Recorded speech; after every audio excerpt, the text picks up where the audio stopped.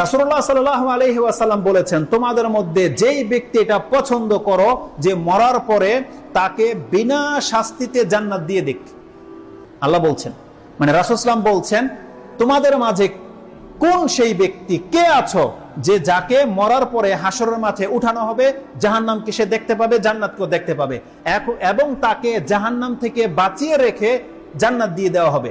তার মানে কি? বিনা শাস্তিতে জান্নাত। তোমাদের মধ্যে কোন ব্যক্তিকে এমন আছো যেটা পছন্দ করো, যে এটা পছন্দ করে যে আমি সেই ব্যক্তি, আল্লাহ আমাকে বিনা শাস্তিতে জান্নাত দিয়ে দেখ। রাসূল সাল্লাল্লাহু আলাইহি ওয়াসাল্লাম বলছেন তার দুইটা করণীয় আছে। সে যদি দুইটা কাজ করে দেখাতে পারে তাহলে তাকে আল্লাহ সুবহানাহু ওয়া তাআলা ওয়াদা করছেন বিনা শাস্তিতে তাকে আল্লাহ জান্নাত দিয়ে দিবে। সে কাজ দুইটা কি? যদিও কাজ দুটা খুব সিম্পল, কিন্তু করে দেখাতে পারলে আপনি হয়ে যাবেন জ্ঞানী। রাসূল সাল্লাল্লাহু আলাইহি ওয়াসাল্লাম বলছেন, ফালতুদরিকুহু মানিয়াতুহু ওয়া হুয়া ইউমিনু বিল্লাহি ওয়াল ইয়াউমিল আখির। আপনাকে সর্ব অবস্থায় প্রস্তুত থাকতে হবে যে আপনি আল্লাহ এবং পরকালে বিশ্বাসী। কারণ মালাকুল মউত কারোর সাথে কোনো ডেট ফিক্সড করা আছে, টাইমিং করা আছে, যখন আসতে পারে, তাই নয়? যখন তখন আসতে পারে। রাসূল সাল্লাল্লাহু আলাইহি ওয়াসাল্লাম বলছেন, মালাকুল মউত তো যখন তখন আসবে, এটা তো আমাদেরকে জানিয়ে দেওয়া হয়েছে। তুমি এখন জেনে নাও, তুমি প্রস্তুত থাকো।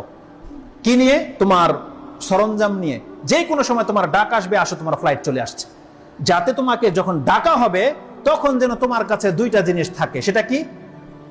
ফালতুদরিকুহু মানিয়াতুহু ওয়া হুয়া ইউমিনু বিল্লাহি ওয়াল ইয়াউমিল আখির। তার অবস্থাটা যেন এমন হয় সে আল্লাহ এবং পরকালে বিশ্বাসী।